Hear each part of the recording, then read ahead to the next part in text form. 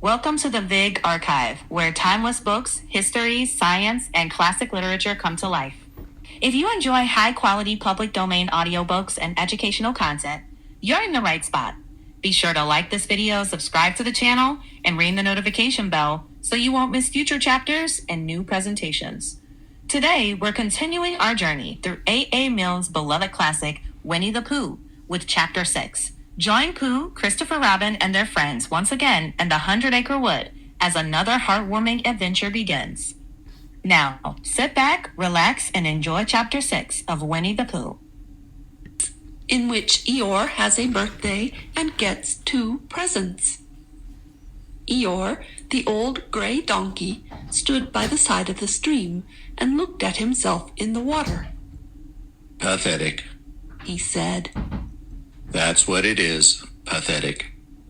He turned and walked slowly down the stream for 20 yards, splashed across it, and walked slowly back on the other side. Then he looked at himself in the water again. "As I thought. He said. No better from this side, but nobody minds, nobody cares. Pathetic, that's what it is." There was a crackling noise in the bracken behind him, and out came Pooh. "Good morning, Eeyore," said Pooh. "Good morning, Pooh Bear." said Eeyore gloomily. "If it is a good morning," he said. "which I doubt," said he. "Why, what's the matter?" "Nothing, Pooh Bear, nothing. We can't all, and some of us don't. That's all there is to it." "Can't all what?" said Pooh, rubbing his nose. "Gaiety, song and dance. Here we go round the mulberry bush." "Oh," said Pooh. He thought for a long time, and then asked, "What mulberry bush is that?" "Bonhomie. went on Eeyore gloomily. French word meaning bonhomie. He explained. I'm not complaining, but there it is." Pooh sat down on a large stone and tried to think this out. It sounded to him like a riddle, and he was never much good at riddles, being a bear of very little brain. So he sang Cottleston Pie instead. "Cottleston, Cottleston, Cottleston pie. A fly can't bird, but a bird can fly. Ask me a riddle and I reply. Cottleston, Cottleston, Cottleston pie." That was the first verse. When he had finished it, Eeyore didn't actually say that he didn't like it, so Pooh very kindly sang the second verse to him.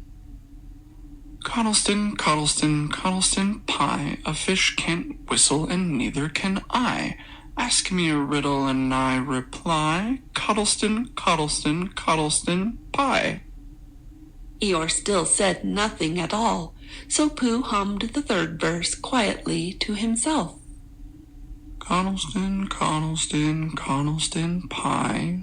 Why does a chicken? I don't know why. Ask me a riddle and I reply. Cottleston, Cottleston, Cottleston pie." "That's right. said Eeyore. Sing, Umpty tiddly umpty too. Here we go gathering nuts and may. Enjoy yourself." "I am," said Pooh. "Some can." said Eeyore. "Why, what's the matter?" "Is anything the matter?" "You seem so sad, Eeyore." "Sad? Why should I be sad? It's my birthday, the happiest day of the year." "Your birthday?" said Pooh in great surprise. "Of course it is. Can't you see? Look at all the presents I have had. He waved a foot from side to side. Look at the birthday cake, candles and pink sugar." Pooh looked, first to the right and then to the left. "Presents? said Pooh. Birthday cake? said Pooh. Where?" "Can't you see them?" "No." said Pooh. "Neither can I." said Eeyore. "Joke." he explained. Ha ha. Pooh scratched his head, being a little puzzled by all this. But is it really your birthday? He asked. It is. Oh, well, many happy returns of the day, Eeyore. And many happy returns to you, Pooh Bear. But it isn't my birthday. No, it's mine. But you said many happy returns. Well, why not? You don't always want to be miserable on my birthday, do you? Oh, I see, said Pooh. It's bad enough.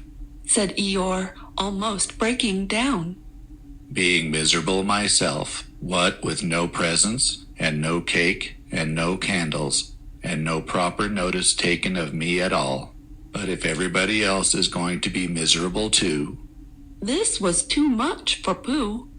Stay there, he called to Eeyore as he turned and hurried back home as quick as he could, for he felt that he must get poor Eeyore a present of some sort at once, and he could always think of a proper one afterwards.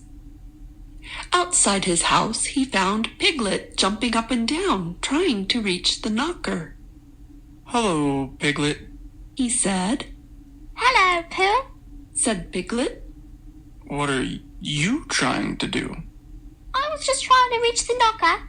Said Piglet. I just came round. Let me do it for you. Said Pooh kindly, so he reached up and knocked at the door. I have just seen Eeyore, he began. And poor Eeyore is in a very sad condition, because it's his birthday, and nobody has taken any notice of it, and he's very gloomy. You know what Eeyore is.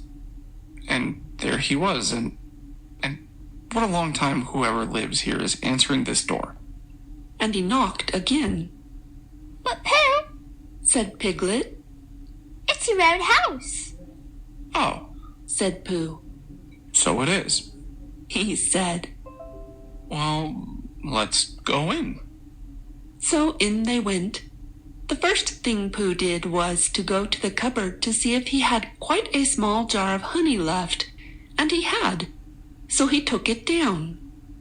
I'm giving this to Eeyore He explained. as a present. What are you going to give? Couldn't I give it too? Said Piglet.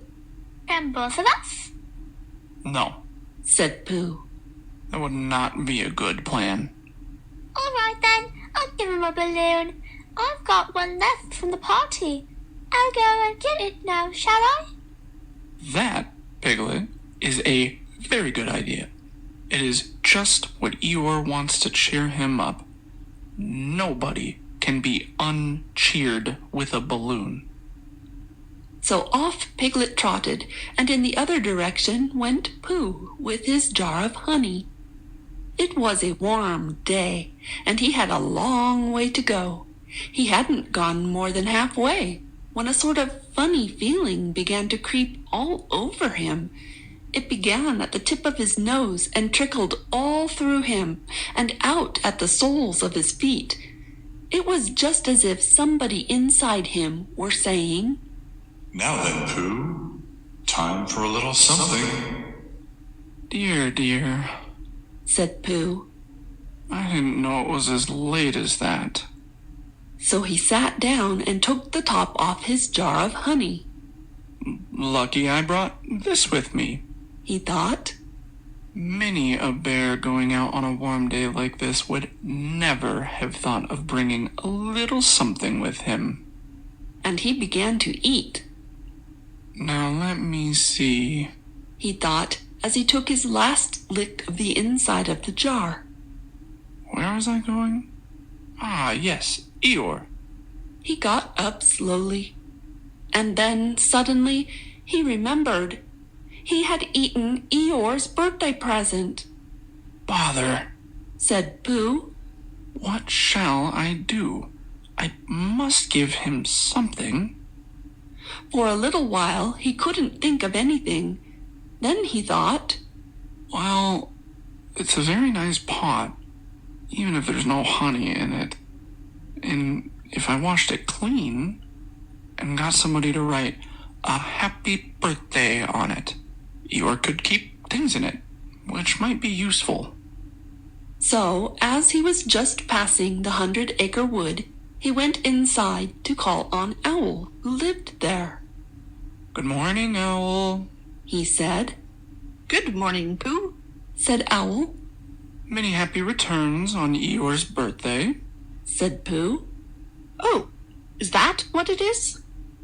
"What are you giving him, Owl?" "What are you giving him, Pooh?" "I'm giving him a useful pot to keep things in, and I wanted to ask you..." "Is this it?" said Owl, taking it out of Pooh's paw.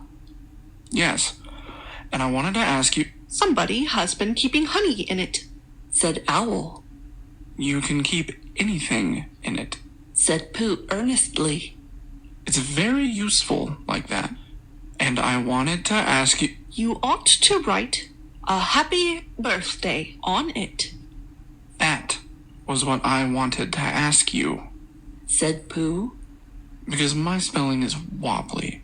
It's good spelling, but it wobbles, and the letters get in the wrong places. Would you write a happy birthday on it for me?" "It's a nice pot," said Owl, looking at it all round. "Couldn't I give it two? From both of us?" "No, said Pooh. that would not be a good plan. Now, I'll just wash it first, and then you can write on it." Well, he washed the pot out and dried it, while Owl licked the end of his pencil and wondered how to spell birthday. "Can you read, Pooh?" he asked a little anxiously. "There's a notice about knocking and ringing outside my door, which Christopher Robin wrote. Could you read it?" Christopher Robin told me what it said, and then I could. "Well, I'll tell you what this says, and then you'll be able to." So Owl wrote, and this is what he wrote. Hippy papy birthday. Pooh looked on admiringly. "I'm just saying a happy birthday," said Owl carelessly. "It's a nice long one," said Pooh, very much impressed by it. "Well, actually, of course, I'm saying a very happy birthday with love from Pooh. Naturally, it takes a good deal of pencil to say a long thing like that." "Oh, I see," said Pooh. While all this was happening, Piglet had gone back to his own house to get Eeyore's balloon. He held it very tightly against himself so that it shouldn't blow away, and he ran as fast as he could so as to get to Eeyore before Pooh did, for he thought that he would like to be the first one to give a present, just as if he had thought of it without being told by anybody. And running along and thinking how pleased Eeyore would be, he didn't look where he was going, and suddenly he put his foot in a rabbit hole and fell down flat on his face. Bang! Piglet lay there, wondering what had happened. At first, he thought that the whole world had blown up, and then he thought that perhaps only the forest part of it had, and then he thought that perhaps only he had, and he was now alone in the moon or somewhere, and would never see Christopher Robin or Pooh or Eeyore again. And then he thought, "Well, even if I'm in the moon, I needn't be face downwards all the time." So he got cautiously up and looked about him. He was still in the forest. "Well, that's funny. He thought. I wonder what that bang was. I couldn't have made such a noise just falling down. And where's my balloon? And what's that small piece of damp rag doing?" It was the balloon, "Oh dear!" said Piglet. "Oh dearie, dear! Well, it's too late now. I can't go back, and I haven't another balloon, and perhaps Eeyore doesn't like balloons so very much." So he trotted on, rather sadly now, And down he came to the side of the stream where Eeyore was, and called out to him. Good morning, Eeyore! Shouted Piglet. Good morning, little piglet. Said Eeyore. If it is a good morning, He said. which I doubt, Said he. not that it matters. He said. Many happy returns of the day. Said Piglet, having now got closer. Eeyore stopped looking at himself in the stream and turned to stare at Piglet. Just say that again. He said. Many Wait a moment. Balancing on 3 legs, he began to bring his 4th leg very cautiously up to his ear. I did this yesterday. He explained as he fell down for the 3rd time. It's quite easy. It's so as I can hear better. There. That's done it. Now then, what were you saying? He pushed his ear forward with his hoof. Many happy returns of the day. Said Piglet again. Meaning me? Of course, Eeyore. My birthday? Yes. Me having a real birthday? Yes, Eeyore, and I've brought you a present. Eeyore took down his right hoof from his right ear, turned around, and with great difficulty put up his left hoof. I must have that in the other ear. He said. Now then, A present. Said Piglet very loudly. meaning me again? Yes. My birthday still? Of course, Eeyore. Me going on having a real birthday? Yes, Eeyore.